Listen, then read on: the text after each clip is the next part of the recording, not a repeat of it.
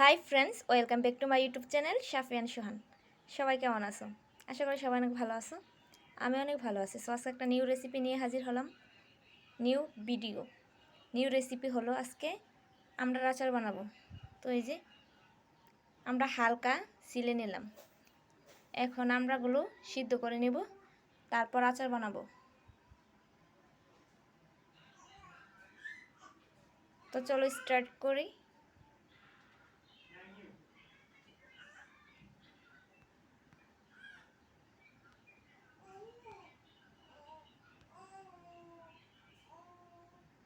আমড়াগুলো এই যে কেটে নিলাম, এখন সিদ্ধ করতে বসাবো।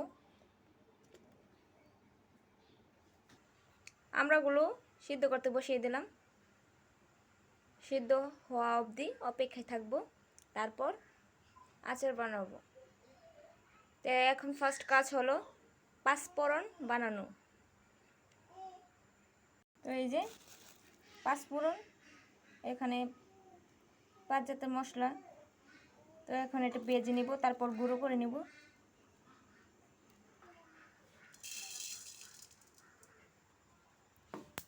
ভেজে নিব, তারপর গুঁড়ো করে নিব।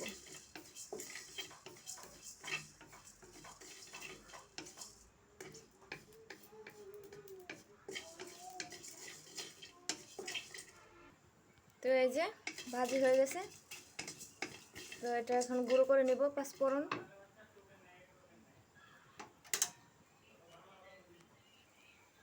আর আমরা প্রায় সিদ্ধ হয়ে গেছে। অল্প একটু হলুদ দিলাম, হলুদ দিলে কালারটা সুন্দর আসবে তাই। এই যে পাঁচফোড়নগুলো গুঁড়ো করে নিলাম। আর এখানে এলাচ, তেজপাতা, এখন রসুন কুচি দিয়ে দেব।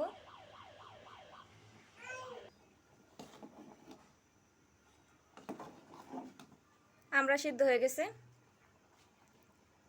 এখন আচারের প্রস্তুতি।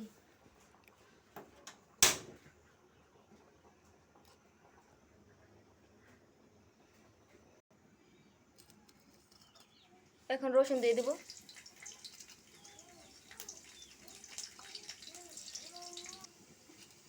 এখন দিয়ে দেব তেজপাতা আর এলাচ।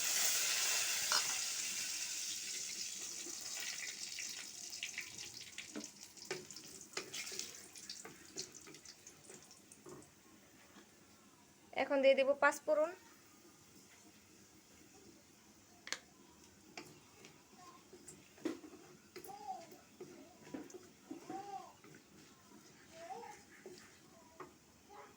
এখন দিয়ে দেব গুড়। যেহেতু আমরা অল্প, এই জন্য অল্প মিষ্টি দিলাম, কারণ টক হলে বেশি ভালো, মিষ্টি বেশি ভালো না। তো এখন দিয়ে দেব গুড়।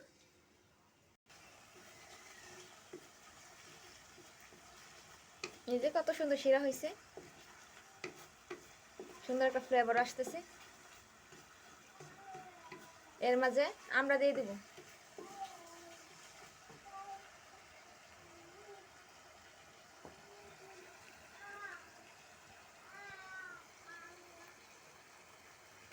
আমরা যখন সিদ্ধ করি তখন লবণ দিয়ে সিদ্ধ করছিলাম, তো এই জন্যে অল্প পরিমাণ লবণ দিয়ে দেব।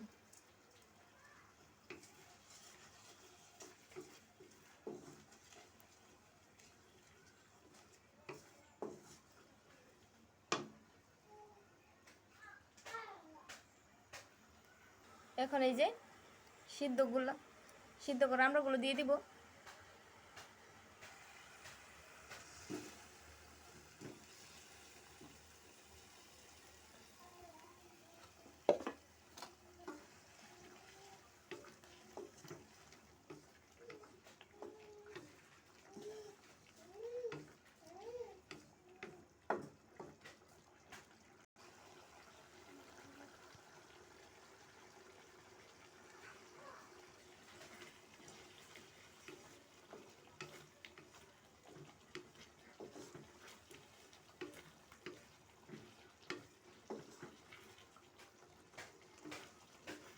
আমড়ার আচার প্রায় হয়ে গেছে।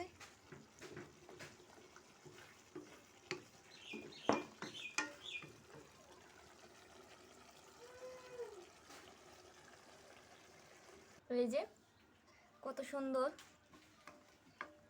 আমড়ার আচার হলো।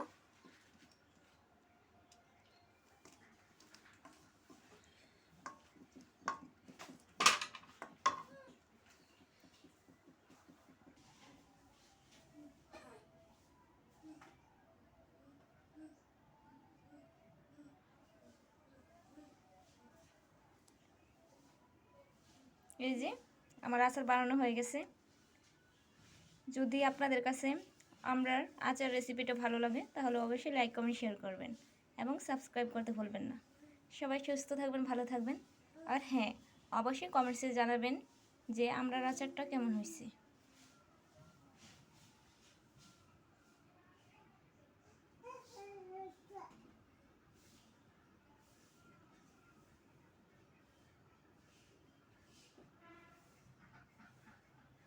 তো সবাই ভালো থাকবেন। বাই।